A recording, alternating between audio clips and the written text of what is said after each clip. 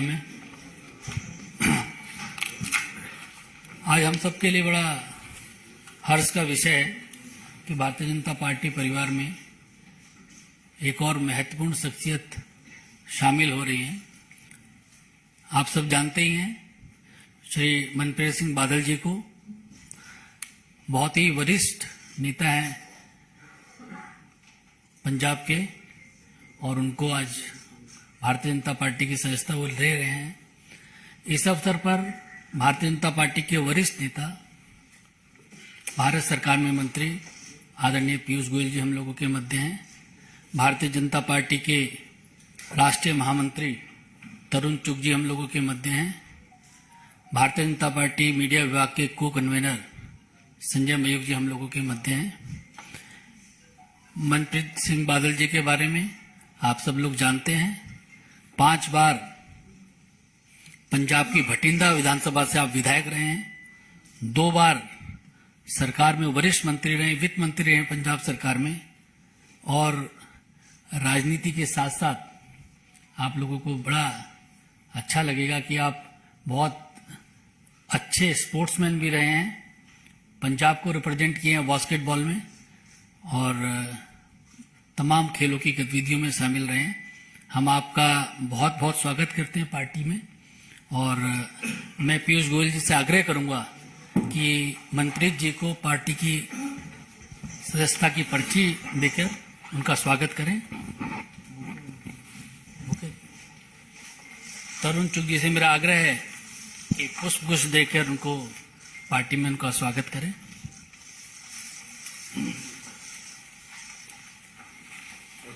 साथ में देते हैं।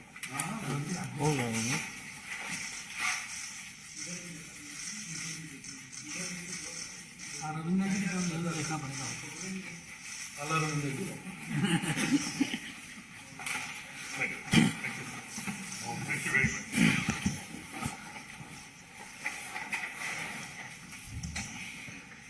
मेरा आदरणीय पीयूष गोयल जी से आग्रह है कि मनप्रीत सिंह बादल जी का शब्दों के माध्यम से पार्टी में स्वागत करें।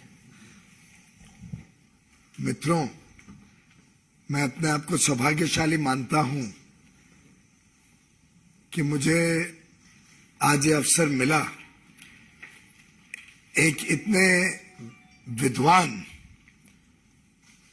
सरल स्वभाव के और अनुभवी राजनीतिक नेता, जिन्होंने अपने कार्य से वर्षों वर्षों तक पंजाब की सेवा करी, और मैं मानता हूं इनका योगदान शायद पंजाब के भी बाहर इसलिए जाता है कि जो जीएसटी काउंसिल का कारोबार था, और जीएसटी काउंसिल में जब शुरू से माननीय अरुण जेटली जी, मुझे भी सौभाग्य मिला इनके साथ काम करने का 2 जीएसटी मीटिंग्स में, और लगातार हम सभी का अनुभव यह रहा कि एक सोबरिंग इन्फ्लुएंस जो बहुत बैलेंस्ड, स्टडीड और देशहित को सर्वोप्रिय रखते हुए निर्णय लेने में अग्रसर रहते थे, ऐसे एक बड़े नेता पंजाब के आज भारतीय जनता पार्टी में प्रवेश कर रहे हैं।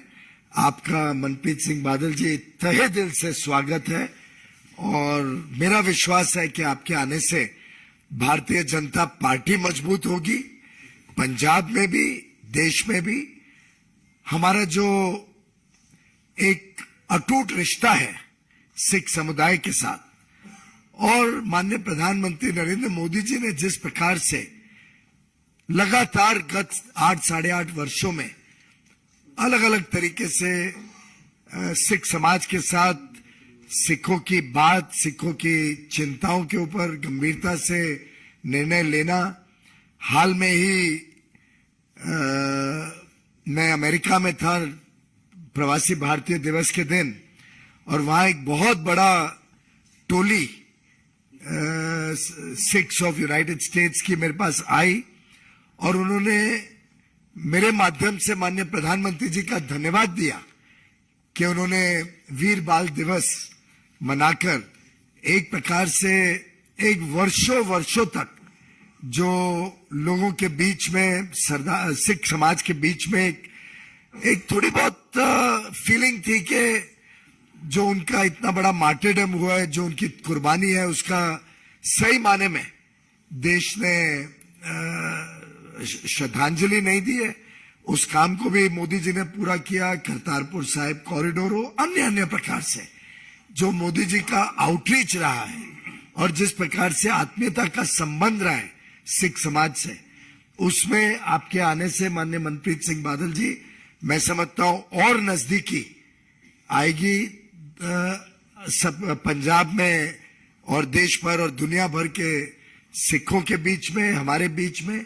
और मेरा मानना है कि आपके आने से आज भारतीय जनता पार्टी को बहुत बड़ा एक पंजाब में भी और देश की राजनीति में आगे बढ़ने के लिए एक बहुत स्वर्णिम दिन मैं आज को मानता हूं। साथ ही साथ एक बड़ी इंटरेस्टिंग चीज आपके साथ शेयर करना चाहूंगा। शायद ही पूरे नॉर्दर्न इंडिया में इतने सारे जो राज्य हैं, कोई वित्त मंत्री रहा होगा जिन्होंने 9 बजट पेश किए होंगे। माननीय मनप्रीत सिंह बादल जी ने 9 बजट पंजाब में पेश किए। इनका ऑलवेज बड़ा सोबरिंग इन्फ्लुएंस रहता था। देश हित को सर्वप्रिय रखते हैं, देश हित के पंजाब के हित के लिए चिंता करते हैं। और मेरा जो व्यक्तिगत अनुभव रहा है कई मीटिंगों में, पहले वित्त विभाग के नाते, दूसरा आगे चल के फूड और कंज्यूमर अफेयर्स के नाते, मैं समझता हूं कि माननीय मनप्रीत सिंह बादल जी पूरे समय देश की चिंता करते हैं, पंजाब की चिंता करते हैं। आज सुबह भी जब हमारी मुलाकात हुई तो उनके दिल की बातें निकल रही थी, जिसमें पंजाब में जिस प्रकार से अराजकता फैली हुई है, जिस प्रकार से पंजाब फाइनेंशियली वीक होते जा रहे हैं, जो नीतियां पंजाब में आज के दिन बन रही हैं, उससे जो चिंता उन्होंने व्यक्त की, मैं समझता हूं उनका संवेदनशील व्यक्तित्व, उसमें मुझे एक झलक मिली। मेरा विश्वास है कि भारतीय जनता पार्टी और मनप्रीत सिंह बादल जी के आज हमारे साथ जुड़ने से पंजाब की जनता की भी सेवा में बीजेपी एक बहुत ही अहम भूमिका निभाएगी आगे आने वाले दिनों में। मनप्रीत सिंह जी, आप कुछ शेयर करें हमारे साथ। तो धन्यवाद।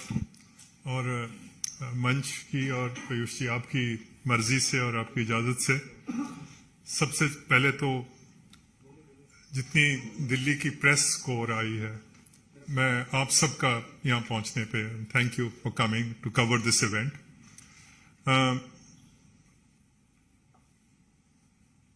आज बैठे हैं तो सबसे मैं पीयूष जी का धन्यवाद करता हूं। इनकी कोशिश और काविश की वजह से आज इस प्रेस ब्रीफिंग में बैठा हूं। हमारे पंजाबी में एक कहावत है कि मैं आया बीजेपी के दफ्तर में तो साहब आपने मुझे अपने हाथों पे नहीं, आपने मुझे अपनी आंखों पे बिठा लिया। इस बात का मैं धन्यवाद करता हूं। मुझे पीयूष जी तकरीबन 30 साल हो गुजरे हैं राजनीति में। राजनीति में बहुत कम ऐसे मौके मिले हैं जब राजनीति में किसी शेर से मुलाकात हुई हो। कुछ दिन पहले मेरी एक शेर से मुलाकात हुई और वो भारत के गृह मंत्री, और उन्होंने मुझे एक बात कही जो मेरे को दिल को छू गई। उन्होंने मुझे बोला कि पंजाब ने हिंदुस्तान के लिए 400 हमले झेले हैं। 400 मर्तबा हिंदुस्तान पे जब आक्रमण हुआ तो वो पंजाब ने बर्दाश्त किया है। हम पंजाब को अपने हाल पे नहीं छोड़ेंगे। हम पंजाब को संवारेंगे, हम इसको सुधारेंगे और पंजाब का जो वकार है उसको एक बार फिर बहाल करना है। और ये बात जो है ये मुझे छू गई। And as someone who reflects anxiously in every day on the future of Punjab, मैं फिक्रमंद रहता हूं पंजाब के हाल पे और पंजाब के आने वाले हाल पे। और ये जो पंजाब की धरती है, ये शेरों को जन्म देने वाली धरती है। ये वो धरती है जिसको भगवान ने हरे खेतों और दरियाओं से ऐसे सजाया जैसे मेहंदी से किसी दुल्हन को सजाते हैं। तो फिक्र मुझे इसी बात का रहता है कि इस धरती मां को मुसीबतों ने आके घेर लिया है। वहां गुर्बत है, गरीबी है, रिश्वत है, अनपढ़ता है, नशाखोरी है, वहां पर वतन दुश्मन कार्रवाइयां हैं और इनका कोई ना कोई हल होना चाहिए। हर दूसरा खानदान पंजाब में पाकिस्तान से आके बसा हुआ है। Every second family has actually emigrated from Pakistan. और आपकी तो उम्र बहुत कम है, शायद इसको आपको दिलचस्पी भी इसकी आपको कम होगी, पर 10 लाख आदमी थे जो जब हिंदुस्तान और पाकिस्तान का विभाजन हुआ तो 10 लाख आदमी कत्ल हुआ हमारा। लाखों माएं थी हमारी जिनके सिरों से चादरें छीन ली गई। हमारी बेटियां थी जिनके सिरों से दुपट्टे नोच लिए गए। लाखों बुजुर्ग थे हमारे जिनके जवान लाठियां थी जो बुढ़ापे का सहारा थी वो टूट गई। 10 लाख आदमी कत्ल हुआ। फिर जाके 15 अगस्त 1947 का सूरज चढ़ते हमने देखा था और इस उम्मीद से आए थे कि ये किसी आजाद मुल्क में जा रहे हैं, मेहनत और मोहब्बत से अपने आने वाली नस्लों का हम कोई जो भविष्य है वो बनाएंगे। तो इस बात का हमेशा हमें पंजाब वाले लोगों को ये फिक्र रहता है कि वो जो सपने थे वो सपने जो हैं वो साकार होने चाहिए। तो वैसे तो कभी आपने नहीं सुना होगा कि बुज़दिल और पंजाबी, मायूसी और पंजाबी, ये दरअसल दो जो शब्द हैं वो एक सांस में जमा नहीं हो सकते। आपने कभी नहीं सुना होगा कि ये बुज़दिल पंजाबी है या मायूस पंजाबी है। इसलिए मैं और ये जो पंजाब के अंदर हर चीज अपने आप को देश के लिए कुर्बान कर देना, ये जो क्वालिटीज हैं पंजाब के लोगों की, ये बाजारों से नहीं मिलती, हाट से खरीद के नहीं ला सकते, ये भगवान की नुसरत से मिलती है। तो पंजाब ने एक बहुत बड़ा योगदान दिया है इस देश के निर्माण में, पर आज भी हम देख रहे हैं कि कुछ सफ़े जो हैं हिंदुस्तान के निर्माण में अभी भी खाली पड़े हैं, कोरे पड़े हैं।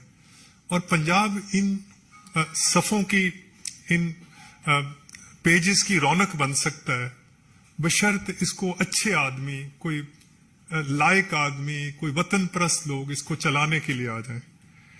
तो आज इसी फिक्र के साथ आज भारतीय जनता पार्टी इस आस और उम्मीद के साथ यहां शामिल हो रहे हैं कि कोई शख्सियत प्रस्त इंसान नहीं है, पर भारतीय जनता पार्टी का और प्रधानमंत्री मोदी जी का एक ट्रैक रिकॉर्ड है हिंदुस्तान के लिए। पिछले जो 8 साल गुजरे हैं, डिप्लोमेटिकली हिंदुस्तान जो है बहुत मजबूत हुआ है। रूस से भी दोस्ती रख ली, अमेरिका को भी हाथ में ले लिया, चीन को भी आंखें दिखा दी। और पीयूष जी शायद इस बात की तायद करेंगे कि बहुत सस्ता तेल मिल गया हिंदुस्तान को। अगर सस्ता तेल ना मिलता तो देश में बहुत महंगाई होनी थी। आज यूरोप में, नॉर्थ अमेरिका में महंगाई बहुत है। अगर ये सस्ता तेल ना होता तो हालात बिगड़ सकते थे। हिंदुस्तान की जो इकोनॉमिक पॉलिसीज हैं पिछले 8 साल से, जो मोदी जी की खास करके PLI जो स्कीम आई है, वो मेक इन इंडिया की जो सारा है, वो देखिए उसकी वजह से हिंदुस्तान दुनिया की फैक्ट्री बन जाएगा। हिंदुस्तान वो हिंदुस्तान नहीं रहेगा जो आपने और मैं जिसको जानते हैं, हमारे बचपन वाला हिंदुस्तान नहीं है। हिंदुस्तान ने तरक्की बहुत करनी है।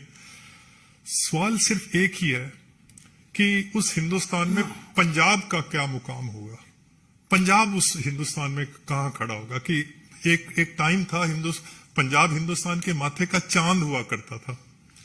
कोई बहादुरी का मेडल आता था, पूछने की बात नहीं है, वो पंजाब से होता था। किसी से कोई खेल में कोई मेडल आता तो पंजाब से ही आता था।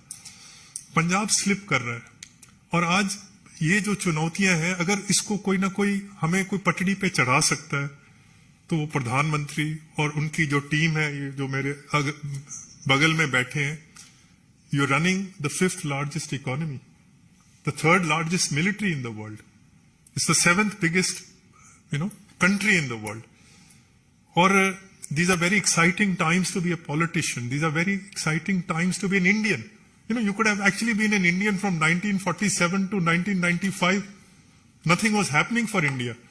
And thanks to Modi ji, वो जो 8%, 9% जो growth आ रही है, इस वक्त मैं subject to correction, sir, we are a $3.25 trillion economy. जिस दिन हिंदुस्तान $6 trillion इकोनॉमी बन गया, we will become a meaningful society. तो उस आस और उम्मीद के साथ आज बीजेपी और मोदी जी के जो इनका जो लीडरशिप है उसमें पंजाब का, और वैसे तो एक पंजाबी में मुहावरा है कि दोस्ती में, दुश्मनी में और आशिकी में इंसान को दिल तो बड़ा ही रखना चाहिए, दिल छोटा नहीं रखना चाहिए।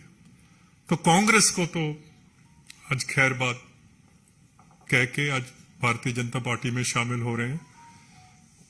जिनके साथ कभी बैठ के पानी भी पिया हो, उसके बारे में भी इंसान को बुरा बोलना नहीं चाहिए। बट मुश्किल ये थी कि how can you operate in a party which is at war with itself, अपने साथ ही जंग है, धड़े बने हुए हैं, जो 4-5 धड़े होते हैं, एक को लीडर ऑफ ऑपोजिशन बना देते हैं, एक लीडर ऑफ लेजिस्लेटिव पार्टी बन जाता है, एक लीडर ऑफ कैंपेन पार्टी, एक दूसरे को साथ लड़ाई का वहां हर मतलब पंजाब में नहीं, हर कांग्रेस के हर स्टेट में यही हाल है। हम सियासत करते हैं मुल्क के लिए, कोई कुछ ना कुछ अपनी कौम के लिए करेंगे। इस धरती माँ का कर्ज देना है, हम कोई धड़ों की सियासत थोड़ी करेंगे। तो ये वजह है कि कांग्रेस जो छोड़ने की नौबत पड़ी कि हमने धड़ों की सियासत थोड़ी करनी है कि हम जिस धड़े में है वो धड़ा आगे आए। सो मैं एक बार फिर पीयूष जी आपका और सारे मंच का, मोदी जी का, अमित शाह जी का, और खास करके जो प्रेसिडेंट हैं उनको बधाई भी देनी चाहता हूं, उनको एक्सटेंशन मिली है। तो नड्डा साहब का, हमारे हमसाया हैं, हमारे पड़ोसी हैं पंजाब के, तो आज एक नया सफर जो है उसकी शुरुआत कर रहे हैं। सो मैं ज्यादा लंबी बात नहीं आज करूंगा, और भगवान से कि भगवान हमें हिम्मत दे, भगवान हमें अकल दे कि हम इस देश की सेवा कर सके, पंजाब को आगे ले जा सकें। आज यही मेरे दिल के जो तासुरात हैं कि कैसे न कैसे देश आगे बढ़े। और वैसे तो दिल की बातें करने की प्रेस के साथ, और दिल की बातें तो वो तो पंजाबी च ही हो सकती हैं, पर मादरी जुबान, क्योंकि दिल दी बंदा जदों पर क्योंकि तुसी समझदे नहीं पंजाबी, तो मैनू राष्ट्रीय जुबान का सहारा लेना पिया। पर जब पंजाब में जाऊंगा तो ऑफ कोर्स पंजाबी में। सो एक पंजाबी का एक शेर मैं जरूर कह दूंगा, अब पता नहीं, एक बहुत बड़े शायर हुए हैं पंजाब के, उन्होंने लिखा था कि मैं हार दे मुंह ते भी, जब मायूसी भी होती है, असार जित दे वेना या, सिकंदर वेखदा शीशा सी मैं तलवार वेना या। और कहता है वले पा के, ये बीजेपी के लिए है, वले पा के मेरी सेदो निकल तूफान जांदे ने, मेरे सामने आके पहाड़ मैदान जांदे ने। और ये मोदी जी के लिए है, फकीर हुंदा होया भी बहना मैं सुल्ताना दे तख्तां ते, फकीर हुंदा होया भी बहना मैं सुल्ताना दे तख्तां ते, वक्त रहिंदा है वक्तां वालियां नू वक्तां ते। और कहता है, और ये अखीरला बंद है इस शेर का, ही सेज माड़ू छौ दे होण तराक जेड़े, जो दरियाओं में, समुद्रों में तैरते हैं, ਮਾੜੂ ਸ਼ੌ ਦੇ ਹੋਣ ਤਰਾਕ ਜਿਹੜੇ ਵਹਿੰਦੇ ਰਹੇ ਨੇ ਜੋਸ਼ ਸਮੁੰਦਰਾਂ ਦੇ ਹੜ ਦੀਆਂ ਛੱਲਾਂ ਵਾਂਗੂ ਉੱਠਣ ਫਿਰ ਡਿੱਗਣ ਫਿਰ ਉੱਠਣ हड़ दे मोडियां ते चढ़े रहने वाले। और लास्ट लाइन है, और ये लहू से लिख लो, अगर पेन नहीं है तो लहू से लिख लेना। कहता है पल दी जिंदगी है भावे बुलबुले दी। एक बुदबुदे ने कितनी जिंदगी है? एक पल की जिंदगी है। इस पल दी जिंदगी है भावे बुलबुले दी, पर दरिया ते चोटी दी जिंदगी है। एक पल भी रहना है पर दरिया से ऊंचा होकर रहना है। ये मोदी जी की शान है। बड़ा धन्यवाद। Thank you sir. पंजाब से आते हैं हमारे राष्ट्रीय महासचिव हैं, वे भी शब्दों के माध्यम से स्वागत करना चाहते हैं बादल साहब का। आदरणीय पीयूष जी, अनिल बलूनी जी, संजय जी, और आज जिन्होंने भारतीय जनता पार्टी की सदस्यता आदरणीय प्रधानमंत्री श्री नरेंद्र मोदी जी की नीतियों और उनके किए हुए कामों को देखते हुए ली है, मैं उनका स्वागत करता हूं। उन्होंने जी आया कहना। पंजाब के अंदर जो मनप्रीत बादल जी का उदय हुआ था 94, तो वो दौर था जब आतंकवाद था, तमस थी, तनाव था। तो मनप्रीत बादल जी ने बाई इलेक्शन 94 में गिदड़बा से लड़ा था और पंजाब में टर्निंग पॉइंट आया था। एक नई सुबह शुरू हुई थी, गैर कांग्रेसी सरकारों की शुरुआत हुई थी, मजबूत सरकारों की शुरुआत हुई थी। और आज मैं समझता हूं ये टर्निंग पॉइंट फिर आया है 2023 में, जिसमें मनप्रीत जी आए हैं, और ये पंजाब के लिए दोबारा टर्निंग पॉइंट होगा। और पंजाब जिस आज तमाम जी के आशीर्वाद से निकालेगी, और मनप्रीत जी का आना एक अच्छी शुरुआत है, अच्छी सुबह की शुरुआत है।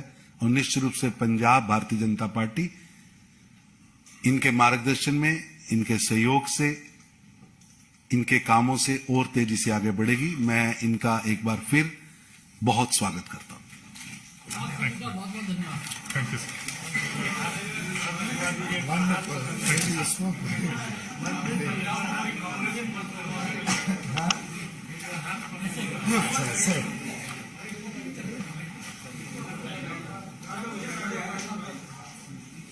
मनप्रीत जी को बैंड करना पड़ता है हाथ में।